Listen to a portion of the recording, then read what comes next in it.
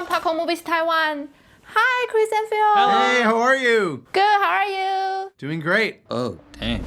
I'm dying of the watercolor of Gwen's world and the punk rock hobby. I can go on and on. So how many Spider-Man, woman, Spider-Cat, whatever, in this one totally? Any particular one you're dying for the fans to notice? Oh. All stations, stop Spider-Man!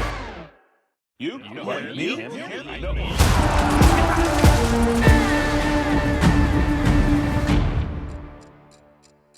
Hey, fellas.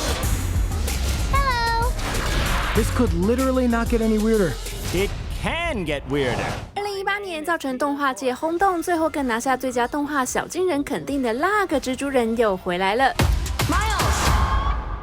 Wanna get out of here? 野心更大，故事更广，更多样的蜘蛛人都在蜘蛛人穿越新宇宙回归。大家熟悉的故事，配上满满的情感和惊人转折，再加上目不暇给，边看边哇哦超惊叹的动画设计，多重宇宙真的从来没有这样吸引人过。You started a new wave and new trend in the animation world when the first came out, and every animator studies your work. And this time I was blown away again by almost every frame of it. I'm dying of the watercolor of Gwen's world and the punk rock hobby. I can go on and on.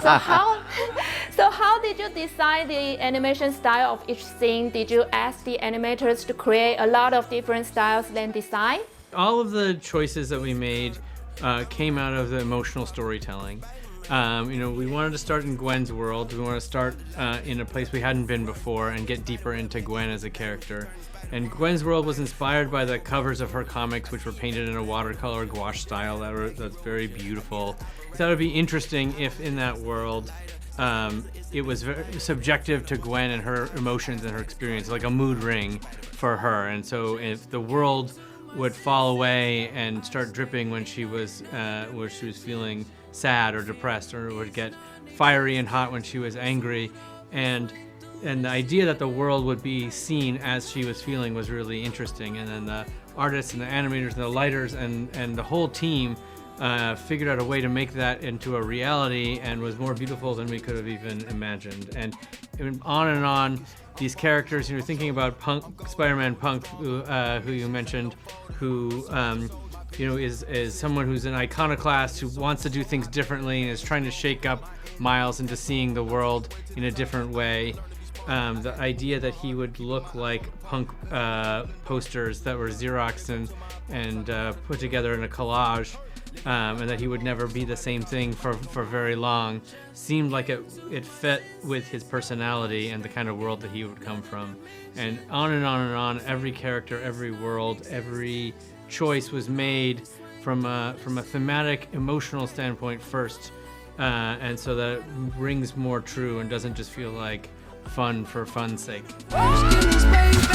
The amount of detail and care and meticulousness that's gone into it, you're watching it, you're like, oh wow, like these guys really thought of what is the language of this world. Like even when you go into Spider-Man India's world, just how like futuristic but still feels like India, but there's traces of Britain in there. So they kind of like, I saw a double bus, like a double-decker bus, and I was like, oh wow, look, there's that double-decker bus. And the detail is just is really, really, really, really amazing. And even Gwen, I love Gwen's world because it feels like Gwen. And so yeah, I think it's just such an impressive feat of filmmaking. I'll take it from here. I agree very much with Guillermo del Toro when he says animation is not a genre. It's a medium of expression of cinema. And I think these particular films have proved that in such a huge way. They're incredibly emotional, and more than anything, I'd say even more so, what's so special about it, even more so than in a live action film, is that the means of expression can be so much greater. There's 6 different visual worlds that we explore in this film, and each one has a particular emotional, expressive visual palette that you see, that you learn about the character through the way their world looks, and I think that's just such a beautiful thing, and it's a staggering work of art. There's an elite crew with all the best spider people in it? Who's the new guy? So how many Spider-Man, woman, Spider-Cat, whatever in this one totally? Any particular one you're dying for the fans to notice? Oh. Well, I'll say this. A large part of our crew live and work in Canada. And you may notice that we invented a Spider-Man Canada for the film, and she is in just about every shot. She's in so many, it's true. She seems to have been a favorite of the Vancouver crew. Yeah, I mean, there's a lot of, like, if you watch it many times, you get to see all these different spider people. You know, there's a samurai spider person, there's, there's Bagman Spider-Man, which was a variant of Spider-Man when he was in the Fantastic Four and he didn't have a mask, so he put a paper bag over his head. I like Peter Tarker, the pterodactyl. Sorry, that's the T-Rex. Yes. Spider Rex, I think, ended up being Peter Tarker. There's Peter Parked Car. That's the buggy one. There's so many. Yeah. That's why I want to zoom in and Yes. see every details of it. You gotta go to the theaters. Go to the cinemas. Go to the 5 theaters or 6 times. with. I recommend people bring binoculars to the cinema.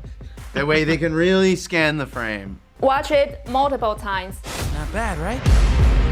And the first one is a huge success. Any memorable fan feedback or suggestion that you put it into this one? Well, one thing is interesting. Fun fact. That, the first movie inspired people to design their own versions of themselves as spider people. They called it a spider sona, and online, all sorts of people were making who they would be if they were a spider person, and it was a big phenomenon. And one of them, Sun Spider, became popular and was put into the comics, and she is in this movie as well.